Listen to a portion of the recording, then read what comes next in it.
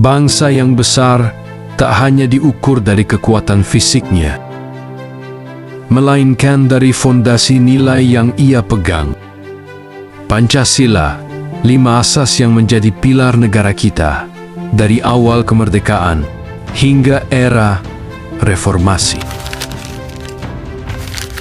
Pada 18 Agustus tahun 1945, melalui pembukaan Undang Dasar 1945, Pancasila secara resmi ditetapkan sebagai dasar negara Republik Indonesia. Nilai-nilai tersebut lahir dari pergumulan gagasan para pendiri bangsa, menyatukan keberagaman suku, agama, budaya dalam satu bingkai negara merdeka.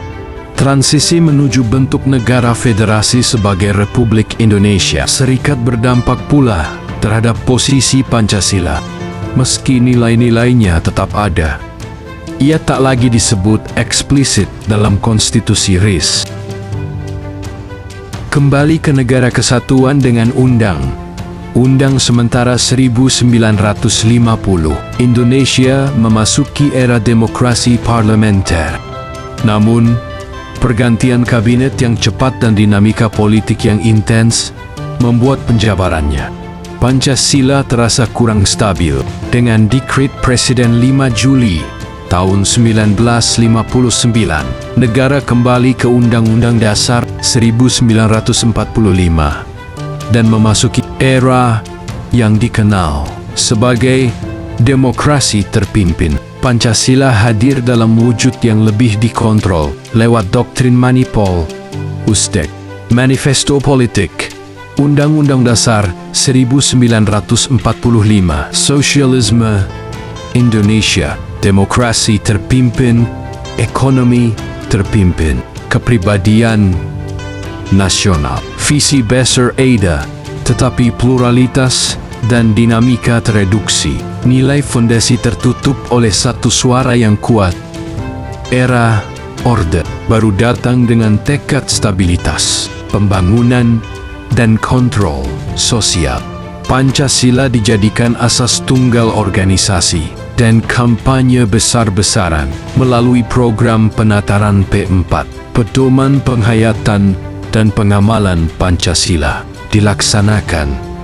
Runtuhnya Orde baru membuka pintu bagi era reformasi. Demokrasi, kebebasan pers, desentralisasi, semua mulai dijalankan. Pancasila dihadapkan pada tantangan baru.